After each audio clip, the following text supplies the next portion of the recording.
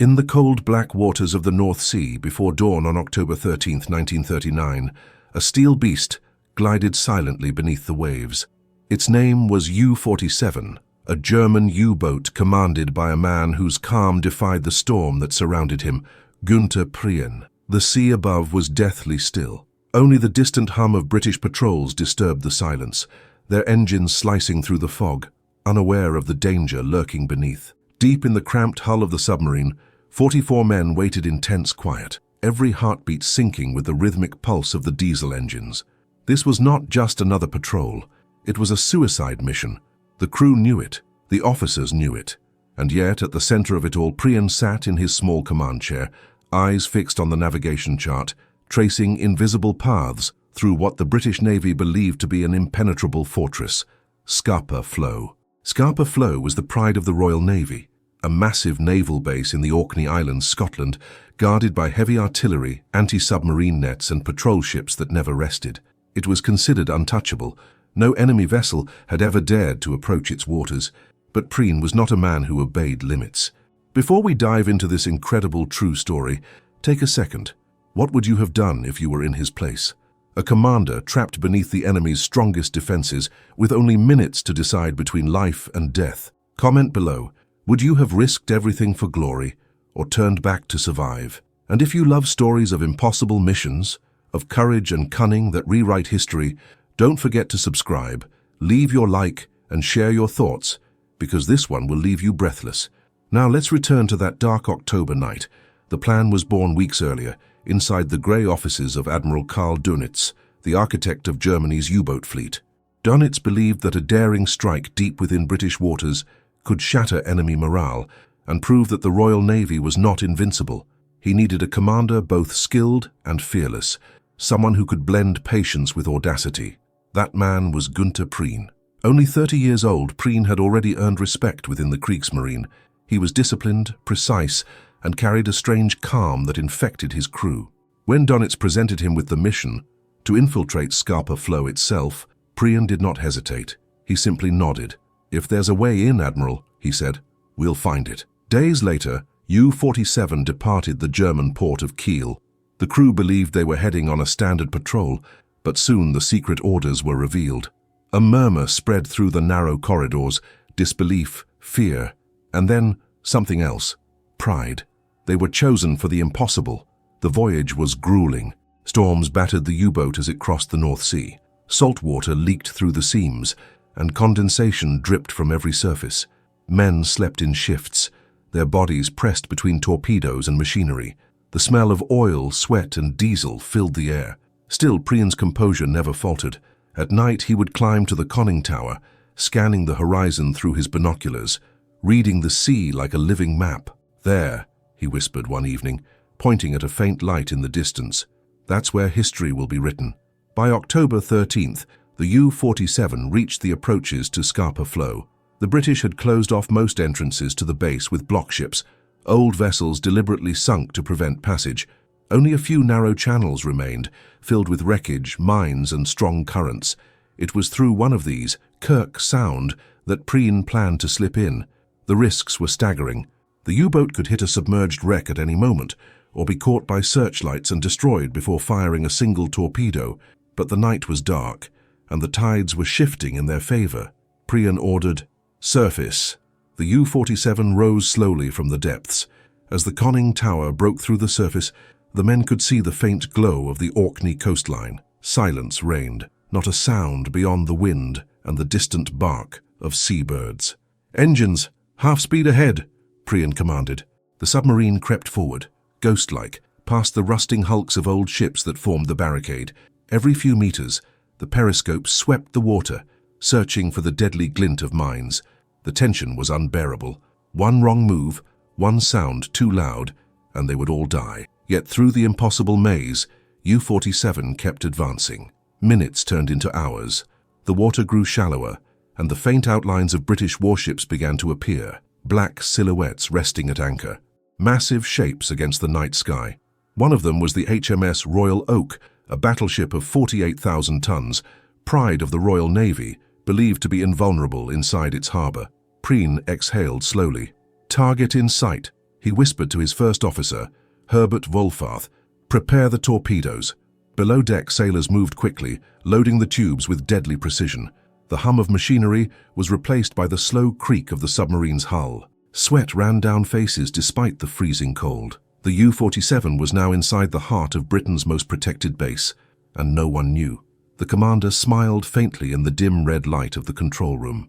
"Gentlemen," he said quietly, "let's wake the lion." The first torpedo left the tube, streaking into the darkness. A few seconds later, a dull thud echoed across the water. The explosion was small, a failure, perhaps a premature detonation. The crew held their breath. No alarms, no lights, no movement from the anchored ships. "Reload," Prien ordered. They adjusted the angle. Another shot, then another.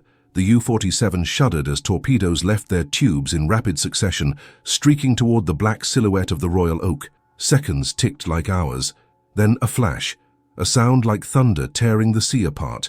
A fireball erupted from the battleship's side, followed by a second explosion that split the night. Men on deck screamed as the Royal Oak began to list, its hull tearing open like paper. Within minutes it was sinking, dragging more than 800 British sailors into the freezing water. Inside the U-47, silence. No cheers, only disbelief. They had done the impossible, but the mission wasn't over yet, and Prien knew it. The British fleet would soon awaken and the hunter would become the hunted.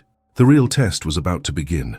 The roar of the explosions still echoed through the freezing waters of Scapa Flow. Above, the once proud HMS Royal Oak burned like a floating inferno, her deck collapsing, her crew screaming in terror as fire and water consumed them. Inside the U-47, every man stood frozen, listening.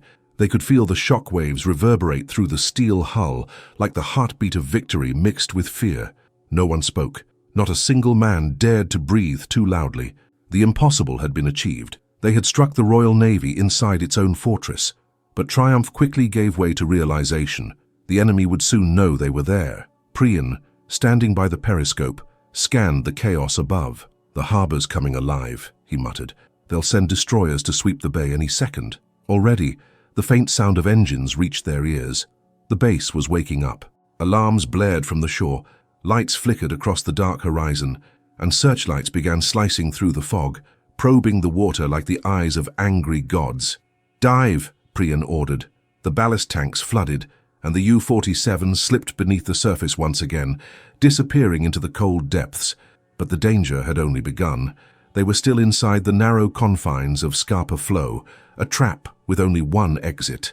The crew worked in silence, the air thick with diesel fumes and tension. The sound of depth charges began in the distance, dull thuds that grew louder, closer. Each explosion made the submarine tremble. The lights flickered, and small leaks dripped from the ceiling. Someone whispered a prayer under his breath. Prien remained calm. His voice was steady, almost unnaturally so. "Hold her steady at 30 meters, he said. "No noise, no panic." He moved between stations, checking instruments, placing a hand on each sailor's shoulder, as if to remind them they were still alive. He knew that panic was as deadly as the enemy above. The Royal Navy was furious. British destroyers, alerted by the massive explosion, began racing through the channels, dropping flares and depth charges in every direction. They had no idea where the U-boat was, but they were determined to find it. Minutes turned to hours. The submarine crept along the seabed, guided only by dead reckoning and instinct. Every sound mattered, the groan of metal, the hiss of air, the rhythmic ticking of the clock. In those moments, the line between courage and madness grew thin. In the control room, Prien studied the chart once again. There was only one way out, through Kirk Sound, the same narrow passage they had used to enter. But now, the tide was turning against them. Strong currents threatened to push the submarine into the wrecks that guarded the channel. If they struck one, they'd never resurface. "Engines slow ahead," he whispered. "We'll ride the current." The crew obeyed without question. The U-47 inched forward, a shadow in the dark, its hull scraping dangerously close to the remains of old ships sunk during the First World War. Above them, the surface boiled with British patrols. Prien tilted his head, listening. "They're sweeping with sonar," he said quietly. "If they pick us up, we're finished." The tension reached breaking point. One sailor clenched his fists until his knuckles turned white. Another silently mouthed a prayer to his mother. The air grew stale, the oxygen levels dropping, but no one dared to surface.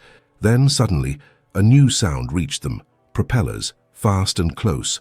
"Destroyer, bearing 090, shouted the hydrophone operator. Before anyone could react, a series of deafening explosions rocked the submarine. Dust and metal rained from the ceiling. The lights flickered off, plunging them into red emergency glow. "Damage report," Prien barked. "Minor leaks in the forward compartment. Pumps holding." Prien's jaw tightened. "They're guessing. Keep silent. They can't hit what they can't hear."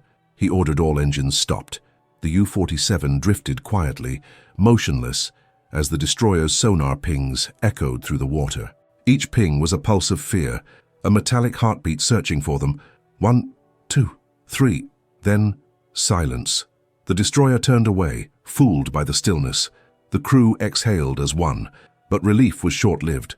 They were still trapped inside enemy waters, and dawn was approaching. The sunlight would expose everything. Prien looked at his watch. "We have one chance," he said. "At first light, the tide will shift eastward. If we move then, we might slip past them before they know we're gone." The men nodded. There was no argument, no hesitation. They trusted him completely. Hours passed like days. The submarine drifted in near darkness, every man counting the seconds. Then, as the faint light of dawn began to filter through the water, Prien gave the order. "Engines full speed ahead, take us home." The U-47 surged forward, cutting through the channel like a predator escaping its cage. Above, the destroyers searched in the wrong direction, convinced the intruder was still inside the harbor. For a moment it seemed they had made it. The exit was in sight, a thin sliver of open sea. Then, a flare lit the sky. Searchlights swung around, catching the faint glimmer of the submarine's wake. Sirens blared once more. British guns opened fire, shells exploding in the water all around them. Prien didn't flinch. "Keep her steady," he shouted over the noise. "We're almost through." The U-47 plunged beneath the waves again, disappearing into the deeper waters of the North Sea. Shells exploded above, but the sea protected them. The farther they went, the quieter it became, until only the sound of the engines remained. When they finally surfaced miles from Scapa Flow, the horizon was clear. The storm had passed. The men cheered for the first time, exhausted, trembling, but alive. Prien allowed himself a small smile. "Gentlemen," he said softly, "we just changed the course of the war." They had escaped the lion's den, but back in London, news of the Royal Oak's destruction spread like wildfire. The British Admiralty was stunned, their pride sunk in their own harbor. And somewhere, deep beneath the waves, the hunter who had done it was already planning his next move. Because for Günther Prien, Scapa Flow was only the beginning. The U-47 sliced through the dark waters of the North Sea, heading home. Every man aboard was drained to the bone, sleepless, cold and shaken. Yet there was a quiet energy that pulsed through the submarine. They had done what no one thought possible. Inside the narrow control room, the smell of diesel and sweat lingered, but the mood was lighter. A few men dared to smile for the first time in days. They whispered in disbelief, replaying the explosion of the HMS Royal Oak, the chaos of Scapa Flow, the narrow escape through the mine-strewn channel. At the center of it all, Günther Prien remained calm, his eyes fixed on the chart. Victory for him was not something to celebrate, it was something to understand. Every decision, every risk, every second mattered. He reviewed it in silence, as though preparing for the next test. When the U-47 finally reached the German port of Wilhelmshaven, dawn was breaking. As they entered the harbor, they saw hundreds of sailors, officers and civilians gathered along the docks. Word of their impossible success had traveled ahead of them. A cheer erupted as the submarine surfaced, the German flag fluttering from the conning tower. Naval bands began to play, their music echoing across the cold morning air. The crew, exhausted and pale, stood on deck as heroes, but all eyes were on their commander. When Prien stepped out of the hatch, dressed in his dark uniform, he looked as composed as ever. He saluted the admiral waiting on the pier, Karl Dönitz himself. The admiral smiled, something he rarely did, and shook his hand firmly. "Welcome home, Prien," Dönitz said. "You've just written history." The following days were a whirlwind. Newspapers across Germany celebrated the U-47's daring raid as a triumph of courage and ingenuity. Headlines screamed, "U-boat commander strikes at the heart of the British Empire." Posters appeared overnight, Prien's face beside the image of a submarine slicing through the sea, with captions calling him the Wolf of Scapa Flow. He was summoned to Berlin to meet Adolf Hitler himself. It was a rare honor for a naval officer, especially so early in the war. Prien and his first officer, Herbert Wohlfarth, were taken to the Reich Chancellery, where the Führer awaited. The Grand Hall was silent when they entered. Hitler stood with Dönitz by his side, a half-smile curling under his mustache. "Gentlemen," he said, "Germany thanks you. You have shown the world that the British Navy is not untouchable." He awarded Prien the Knight's Cross of the Iron Cross, the highest decoration for bravery. Cameras flashed, journalists scribbled notes, and the young commander suddenly found himself transformed into a national icon. But behind the glory, there was unease. Prien was a soldier, not a celebrity. The endless interviews, parades, and political speeches weighed on him. He knew war was not about headlines. It was about survival, and for every victory at sea, a dozen more men would die in the depths. After only a few days, he requested permission to return to duty. "The crew and I belong at sea," he told Dönitz. "There's still a war to fight." And so, the U-47 set sail again.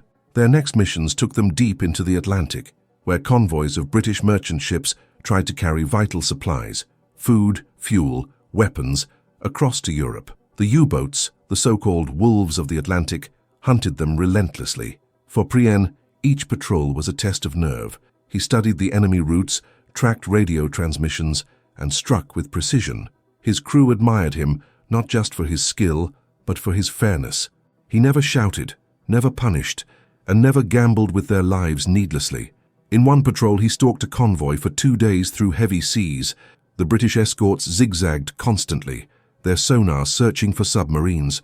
But Prien waited patiently, watching, calculating. When the moment came, he struck. 3 torpedoes fired in quick succession. 2 ships went down immediately, flames lighting up the night. The third managed to escape, damaged and limping. Prien ordered a silent dive, disappearing before the destroyers could react. His reputation grew with every success. Allied sailors began to fear the name U-47, a ghostly predator that appeared from nowhere, struck with deadly accuracy, and vanished without a trace. But success had a price. The ocean was changing. The Allies had learned from their losses. Their sonar grew sharper, their convoys more disciplined, their air patrols relentless. Still, Prien refused to show fear. "We live with the sea," he told his men during one long night beneath the waves. "It feeds us and it hunts us, but as long as we respect it, we can survive it." The younger sailors hung on his every word. To them, he wasn't just a commander. He was the embodiment of calm under fire, a man who seemed unshakable even when death pressed against the hull. Back on land, German propaganda turned him into a legend. Posters called him Der Stier von Scapa Flow, the bull of Scapa Flow. His face appeared on postcards, magazines, and even cigarette packs. But the fame he never wanted now followed him everywhere. His success had made him a symbol, and symbols cannot afford to fail. In private, Prien wrote to his wife, Ingeborg. His letters were simple, tender, filled with longing for peace and home. "When this ends," he wrote, "I want only to walk by the sea again, not as a commander, not as a hero, just as myself." Yet the war had no intention of ending. By late 1940, the North Atlantic was a graveyard of ships. The U-boat campaign was at its peak, and Dönitz relied heavily on his most trusted commanders, men like Prien, to lead the offensive. The U-47 continued its deadly work. Convoys fell one after another. Each mission pushed them deeper into enemy territory, where British destroyers hunted them day and night. Then one stormy night, as the U-47 tracked another convoy near the coast of Ireland, Prien stood in the conning tower, wind whipping across his face. The sky was black, the sea furious, but his expression remained calm. "Mark this night," he said quietly to his first officer. "The enemy is learning. Each success brings them closer to us. One day the sea will take back what it gave." His words would prove prophetic. By early 1941, the North Atlantic was no longer the silent hunting ground it had once been. The tides had turned, literally and strategically. The Allies were learning, adapting, and evolving. Convoys were now guarded by destroyers, armed with improved sonar, radar, and depth charges that could devastate any U-boat caught too close to the surface. The U-47, once the terror of the sea, was beginning to feel the pressure of a tightening noose. Still, Günther Prien showed no signs of hesitation. To his crew, he was the same calm, commanding presence. his voice steady even when the sea roared like a monster outside. But those who knew him best noticed a change. Longer silences, deeper lines around his eyes, moments where he would stare at the sonar readings as if seeing ghosts in the depths. The U-boat war had become a game of patience and paranoia. The sea, which had once seemed endless, now felt like a prison. Every sound mattered. The groan of the hull, the distant hum of propellers, the faint echo of sonar pings bouncing through the black water. In February 1941, the U-47 departed Wilhelmshaven once more. The mission, to intercept and destroy a heavily escorted British convoy heading toward the coast of Ireland. It was a dangerous assignment, but Prien accepted it without question. As they left port, the mood among the crew was somber. The once constant cheers and laughter were gone. They had all seen what happened to other U-boats, comrades who never returned, swallowed by the deep without a trace. Still, they trusted their commander. If anyone could bring them home again, it was him. For days, the U-47 prowled the Atlantic under a veil of darkness. Storms battered them relentlessly. The waves towered over the conning tower like walls of liquid steel, and the pressure below threatened to crush the boat with every dive. On the night of March 6, 1941, they made contact. Air convoy, OB-293, 20 merchant ships under the protection of several British destroyers. Prien studied the formation through his periscope, noting every movement, every escort, every weakness. "Convoy speed 8 knots, said the first officer. "Good," Prien replied. "We'll strike before dawn." He outlined the plan, a coordinated attack to break through the escort screen and fire multiple torpedoes in quick succession. It was risky, but timing was everything. At 1 mad a.m., the U-47 moved into position. The crew prepared the torpedo tubes, their faces lit only by the dim red glow of the control room. Every man knew his role by heart. "Flood tubes 1 through 4, Prien ordered. The sound of rushing water filled the submarine as they readied the deadly weapons. Through the periscope, Prien could see the silhouettes of merchant ships, dark, slow, and heavy-laden. Beyond them, the faint outlines of destroyers patrolling the perimeter. "Angle 095, he whispered. "Target acquired." The first torpedo fired, then another, then a third. Moments later, explosions lit up the ocean like lightning. Flames erupted from 2 ships, their cargo igniting in the dark sea. The crew held their breath, waiting for the inevitable counterattack. It came swiftly. British destroyers charged toward the origin of the attack, sonar pings filling the water like sharp metallic heartbeats. The U-47 dove deep, 50 meters, 70, 90. Depth charges exploded above, shaking the submarine violently. "Damage report," Prien shouted. "No critical damage, sir, but we're being bracketed." The explosions came closer. The lights flickered, gauges cracked, and one of the forward compartments began leaking. The air grew thick with smoke and oil. "Hold her steady," Prien said through clenched teeth. "We'll outlast them." Hours passed. The destroyers circled, dropping depth charges in patterns meant to trap them. The ocean became a cage of fire and thunder. Finally, the sounds began to fade. The sonar pings grew distant, then stopped. Silence. The crew sat motionless, drenched in sweat, waiting for Prien's next command. "Surface," he finally said. The U-47 rose slowly through the black water. When the hatch opened, icy wind swept through the conning tower. The horizon was empty, only wreckage and smoke drifting across the waves. Prien climbed out, binoculars in hand. "3 confirmed kills," he said quietly. "We've done our duty." But as he stared into the darkness, a strange heaviness filled his chest. For the first time, the victory felt hollow. The sea seemed endless, indifferent. For every ship he sank, the ocean swallowed another piece of his soul. He looked down at the waves, whispering to himself, "How long can we keep this up?" When they returned to port weeks later, the reception was subdued. The war had changed. Germany was fighting on too many fronts now, in Africa, in the air over Britain, across Europe.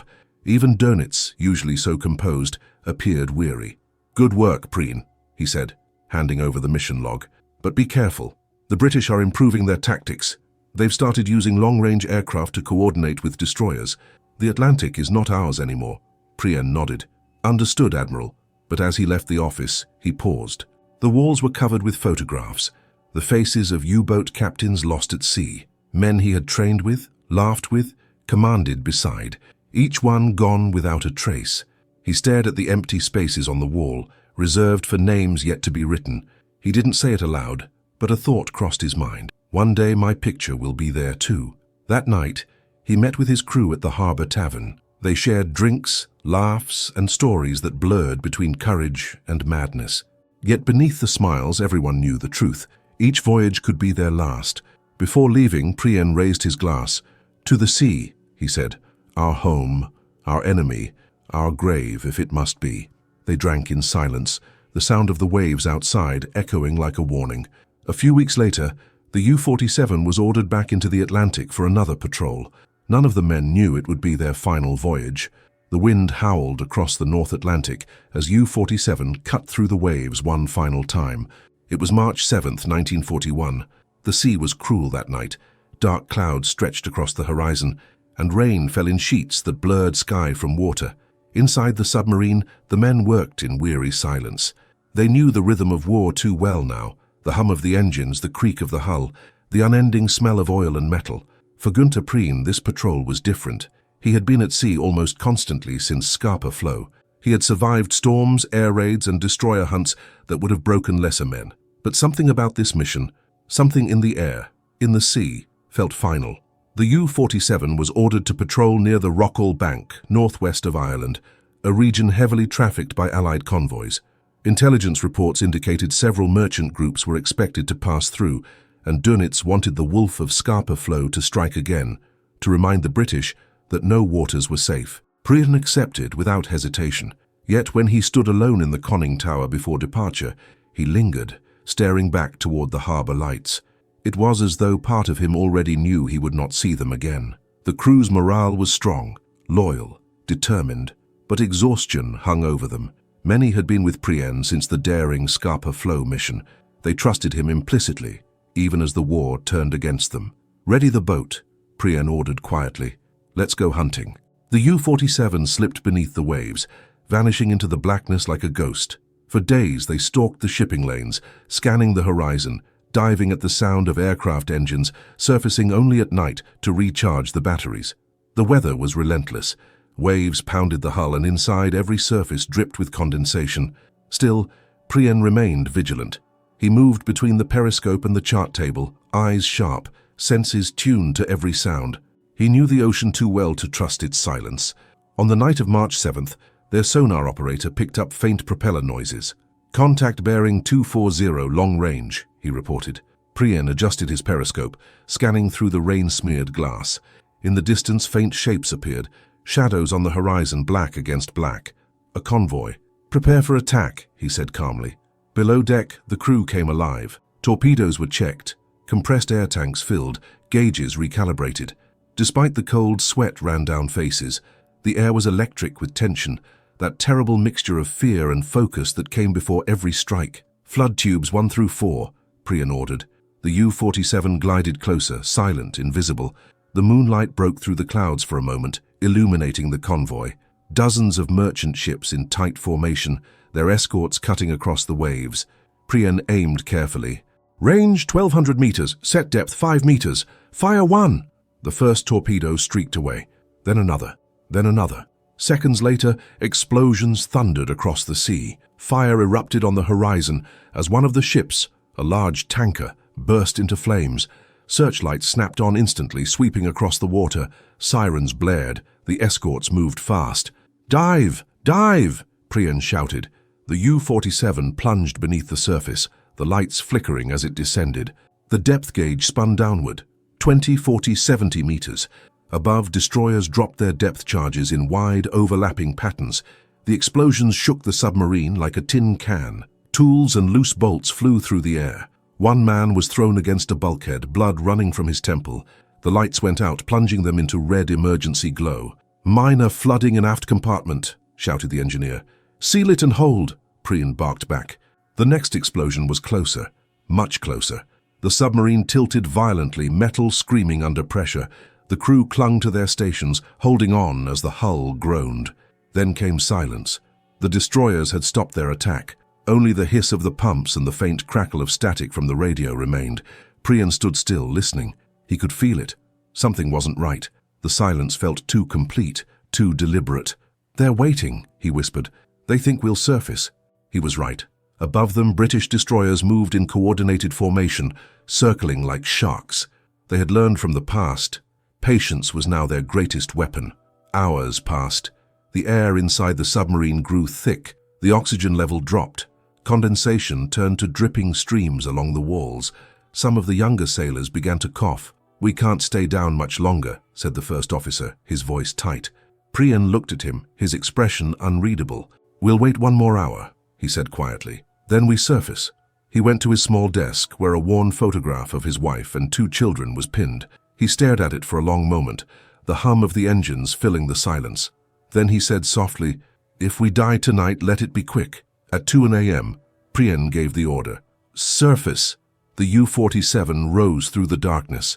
When the hatch opened, the night air rushed in, cold and sharp. The sea was calm, too calm. For a moment, nothing happened. The stars reflected on the waves, and the horizon stretched endlessly in all directions. Then, a flash. A searchlight snapped on from the starboard side, blinding them. A destroyer was waiting less than a kilometer away. "Hard to port! Dive! Dive!" Prien yelled. But it was too late. The first depth charge exploded directly above them, then another. The sea lit up with fire and bubbles as shock waves ripped through the hull. The U-47 lurched violently, alarms shrieking, gauges shattering. The control room filled with smoke and seawater. "Forward ballast failing," someone screamed. "We're losing buoyancy." Prien gripped the periscope, shouting over the chaos. "Close the hatches! Keep control!" The men obeyed, but the sea was merciless. The next blast tore through the aft compartment, flooding it instantly. The lights went out completely. Metal bent, rivets snapped, and the U-47 began its final descent. In the darkness, Prien's voice echoed one last time. Calm, steady, almost serene. "Hold your courage, men." The ocean swallowed them whole. Days later, the British destroyers, HMS Wolverine and HMS Verity, reported sinking a U-boat west of Ireland. They dropped dozens of depth charges, and after the final explosion, an oil slick spread across the water. No wreckage, no survivors. It was never confirmed beyond doubt, but history would record that the submarine destroyed that night was U-47, and her commander, Captain Lieutenant Günther Prien, was lost with all 45 of his crew. Germany mourned the loss of its greatest U-boat ace. Newspapers printed his photograph one last time, the calm smile, the steady eyes. He was 33 years old. To this day, the wreck of U-47 has never been found. It lies somewhere beneath the cold Atlantic, silent and eternal, the steel tomb of the man who once dared to strike at the heart of Britain. And perhaps, if one listens closely on stormy nights, when the waves crash hardest against the Orkney shores, one might still hear the faint echo of a diesel engine, the ghost of a submarine that defied the impossible.